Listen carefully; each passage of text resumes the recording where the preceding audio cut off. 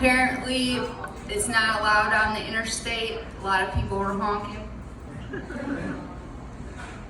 Songs are really hard for me, like I mess up the lyrics or the meanings, and some examples of this is the Pretenders' 500 Miles. I would walk 500 miles. So when I was like 10, me and my sister were listening to this song as we went to bed, and I was like, this song's stupid. She's like, why? Because it's about love. And I was like, no. Why would he walk when he could ride his bike? And so now every time I hear the song, I wonder if he made it 500 miles and if he figured out that biking would be just as romantic. Another song that I have sung along to several times, it goes like, Informer, boom boom now, you know. And I always thought that the name of that song was Informer, and I found out that it's Informer. And looking back, it makes sense. No one was rapping about farmers in the 90s. Another song is a Dixie Chicks song, and I don't even know the name of it, but in there, she says something like, and my dad yells, Chucky Boyle, and I was like, I wonder if that's a shout out, like Chucky Boyle. And then I was like, maybe he's a serial killer, and so like, has to figure out, you know, stay away from Chucky Boyle. Well, then I figured out that it's Check the Oil. And another song that very late in life I realized I was singing wrong is that song that says, give me the beat boys and free my soul. Yeah, that's not what I heard. I heard, give me the Beach Boys and free my soul. And I think it sounds better that way. So I grew up in a trailer park. I'm trailer trash in the flesh. And growing up in the trailer park has a lot of benefits, because if you don't succeed at life, people are like, well, look where you came from. You're doing so great. Like, good job. And if you happen to get out of there with all your teeth and you succeed at life, then you get put in motivational speeches about rising from the ashes. And then there's me, give me the Beach Boys and free my soul. So I always thought it was funny that weed was a banned substance in sports, because I was like, unless you're competitive eating, there's really no reason to have it banned. And then I started doing some research, and I was like, Exhibit 1, Michael Phelps takes bong rips, best swimmer around. Exhibit 2, I can hit 14 out of 15 pitches in the batting cage going 90 miles an hour. Exhibit 3, when I'm sober, I golf in 9 holes like 80. And when I'm high, I golf to 47. So in conclusion, weed makes everything better, with the exception of my cooking. So I gave myself food poisoning, and before I tell you all about that, I just want you to understand my cooking skill level. Like, first of all, if I can't use the microwave, I probably don't know how to make it, or I probably shouldn't be making it. I tried to boil noodles, and on the box it says 10 minutes. And so I put the water in, put the noodles in, wait 10 minutes, noodles crunchy every time. Well, I didn't read the instructions that say you have to boil the water first, and then you put in the noodles, and that's your 10 minutes. And the other thing, like, I realized I'm not really a good adult, because like my sister, she plans what she's gonna eat the night before. Like, I didn't know, I'm like, oh, 20 minutes before, what am I hungry for, you know? And so if you add weed into that mix and I'm not paying attention to anything, then here's what happens. So I've grilled several times, and I know that you light the charcoal, you wait till it turns gray, and then you put your food on. Like, I know it. I've done it several times.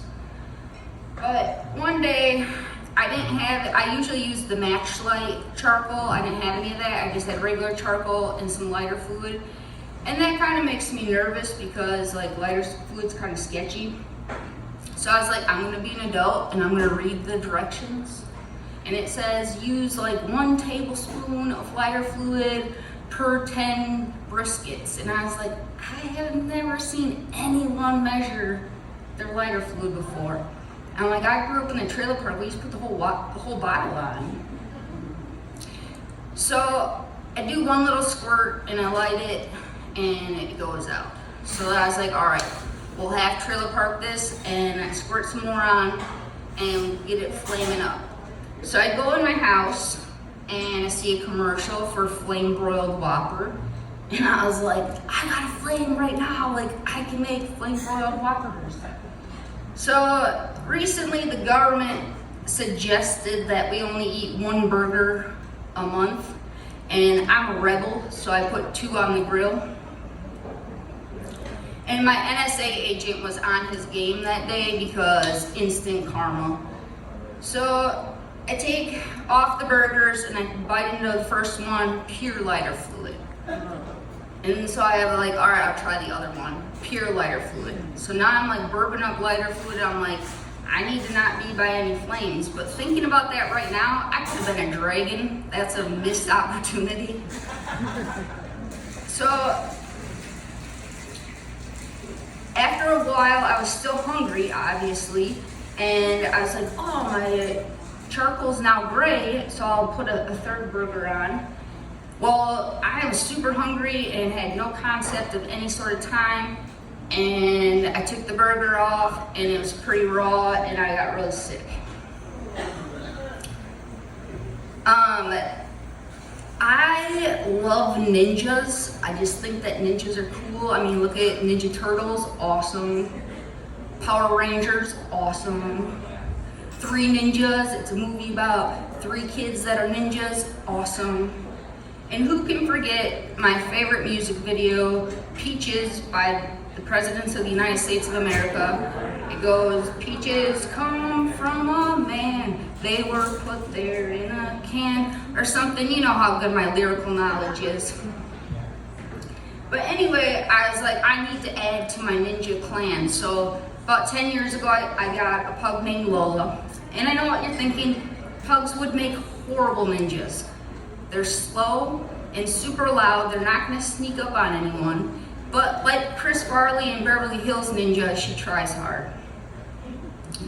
Then I got my 2nd dog, Smokey, and he is like a legit ninja. He's better than I am. He's super sneaky and just awesome.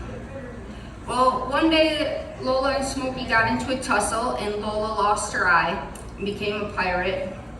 And ninjas and pirates hate each other. There's a lot of animosity in my house.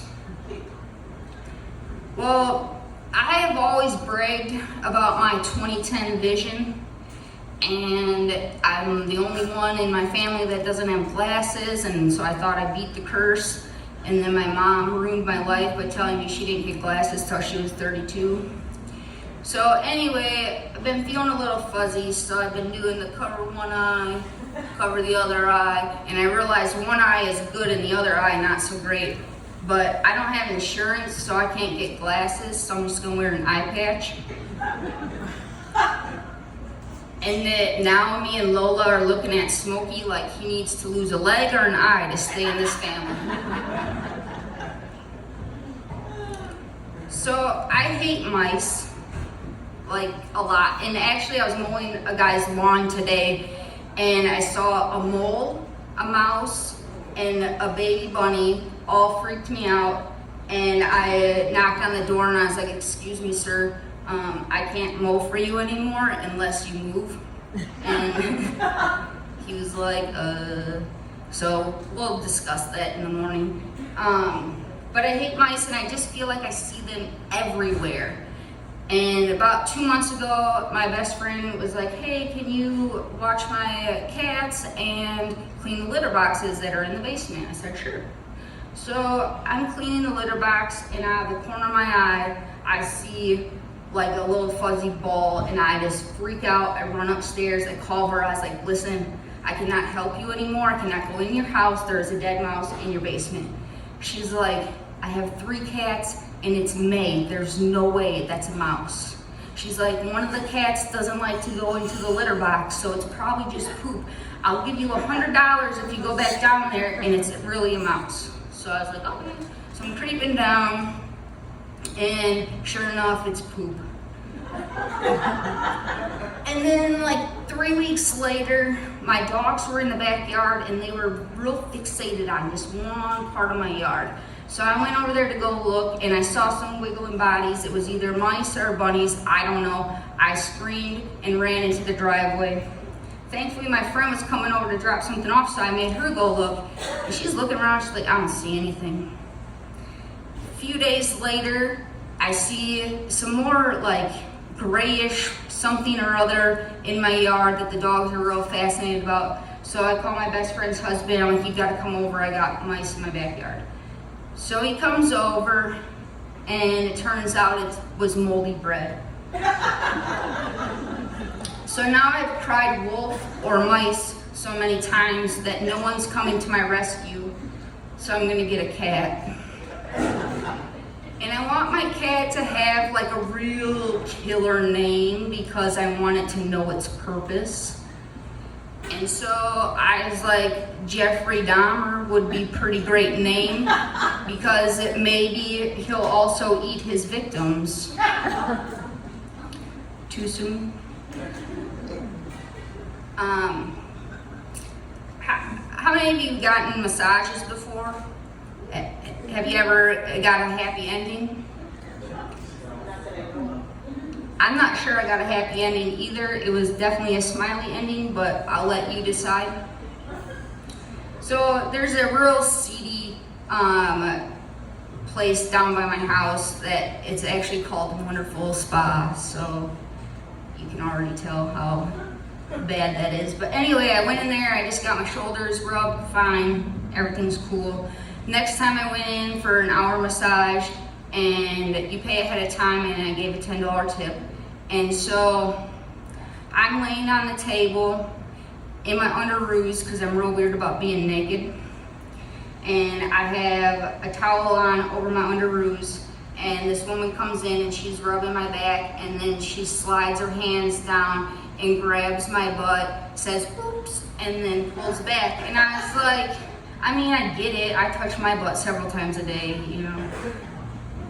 And so I went in next time, another hour massage, gave a $10 tip, and the woman asked if I had ever been there before, and I said, yeah, a few times.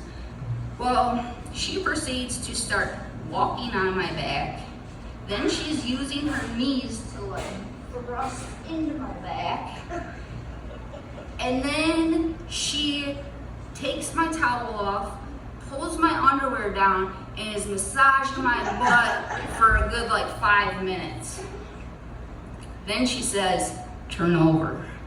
And I was like, oh, I don't know where this is going. But apparently you have to pay more money to get full frontal service. Thank you.